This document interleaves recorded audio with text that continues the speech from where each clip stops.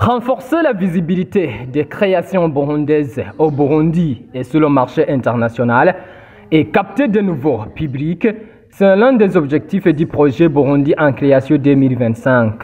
Le lancement de ce projet a eu lieu ce lundi 16 juin 2025 à l'Institut français du Burundi. Selon Mathilde Faure, chargée de ce projet va être réalisé pendant une période d'une année avec un budget de 882 305 €.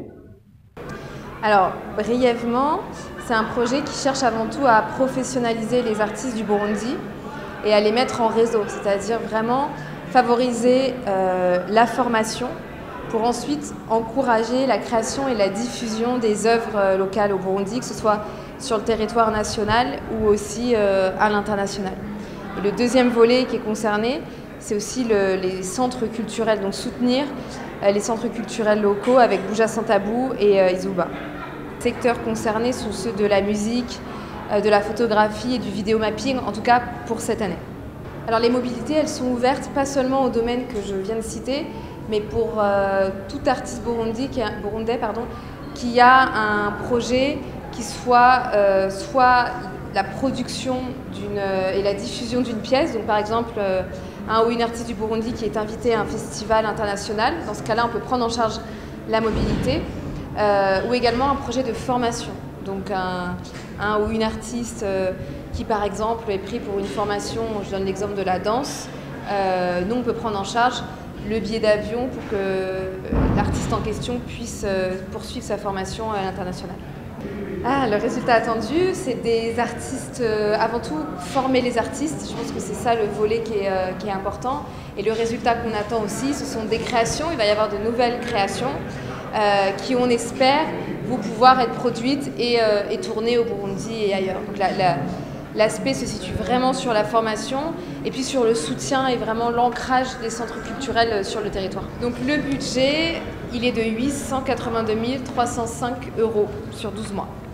Elle est importante partout. Hein. En fait, pour moi, c'est un petit peu l'image de la pollinisation qui me vient à l'esprit. Quand des artistes viennent au Burundi pour partager leur expérience, leur vécu, leur palette de talents avec les artistes burundais, c'est évidemment au bénéfice de ces artistes burundais qui ont beaucoup à apprendre au contact de ces artistes internationaux, qui souvent ont un pied sur le continent, un pied en Europe, parfois un pied ailleurs, et qui ont souvent aussi un réseau à partager avec ces jeunes artistes, donc des écoles, des festivals, des cabinets de sciençage comme BLIC. Et donc pour tout ça, évidemment, c'est très fécond, je pense, pour ces jeunes artistes. Et la mobilité n'est pas que vers le Burundi, mais elle est aussi vers l'extérieur. Donc on a vu Lille sur le vidéomapping, il y a Dakar pour le court-métrage, enfin je ne fais pas le tour des sujets, mais je pense que voilà, il y a quelque chose comme une pollinisation croisée, et on sait bien que les arbres ne donneraient pas de fruits s'il n'y avait pas des pollinisateurs pour venir d'une certaine distance les féconder, en un sens. Donc voilà, je trouve que le grand mérite de ce projet, c'est de permettre cette pollinisation croisée à destination du Burundi, et puis depuis le Burundi, je pense que les vidéomappeurs qui sont allés à Lille ont aussi appris des choses aux gens qu'ils rencontraient. Donc ils ont appris des choses des gens qu'ils rencontraient, et ils leur en ont aussi appris. Donc voilà, je pense que c'est un grand mérite du projet Burundi en création, de ce nouveau projet Burundi en création, de contribuer encore davantage à cette pollinisation croisée. Le centre culturel Izuba est l'un des bénéficiaires de ce projet. Nous sommes satisfaits, bien évidemment. Ceci est pour nous une grande occasion de créer, un peu réaliser notre rêve qui était justement de faire voyager les artistes burundais. Cette année, on a prévu de créer un festival qui puisse créer un lien entre la diaspora burundaise et les artistes burundais sur place. On a décidé de travailler sur trois disciplines, la musique, la danse et la mode.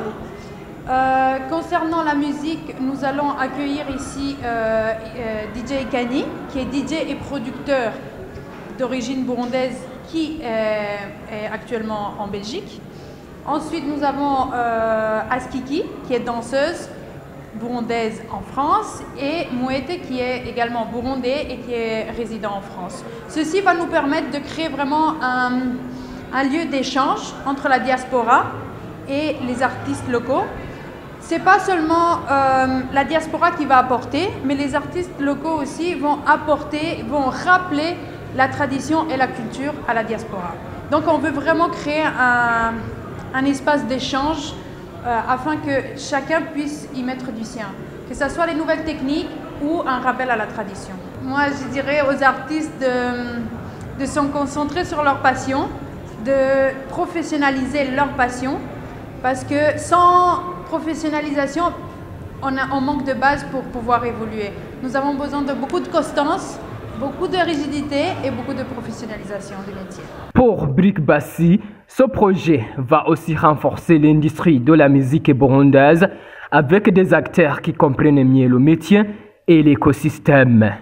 Notre objectif ici est de pouvoir donc accompagner une trentaine d'artistes, mais avant ça de faire une cartographie qui permet de pouvoir déterminer ici les différents acteurs de la musique. Et quand on parle de 30 artistes, en fait, dans cette trentaine d'artistes, dans cette trentaine d'acteurs, on aura non seulement des artistes, on aura des managers, on aura des promoteurs de spectacles, mais également des producteurs, des producteurs.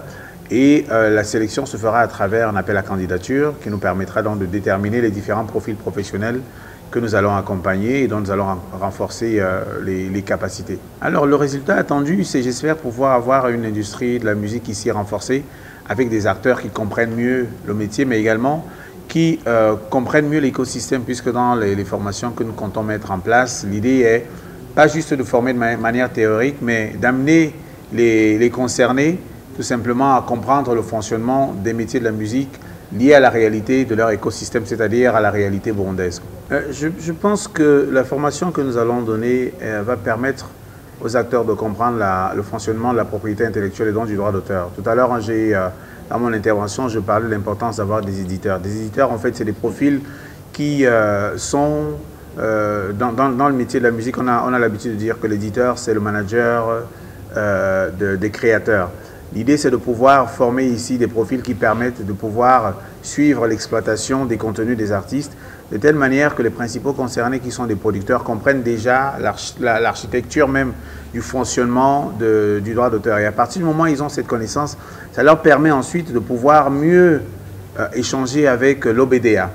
Parce que quand on comprend mieux le métier, ça aide aussi aux professionnels de l'autre côté, c'est-à-dire à ceux qui dirigent l'OBDA, de pouvoir avoir des interlocuteurs qui comprennent mieux le circuit, non seulement de la diffusion, mais également de l'exploitation des œuvres. Donc le travail que nous comptons faire, c'est de pouvoir, de manière claire, amener tout le monde à être au même niveau d'information.